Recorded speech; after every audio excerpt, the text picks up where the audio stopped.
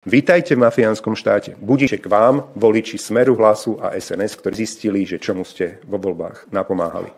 Pevne veríme, že pani prezidentka nestratí zdravý úsudok. Týchto dôkazov jednoznačne vyplýva, že zločinec je.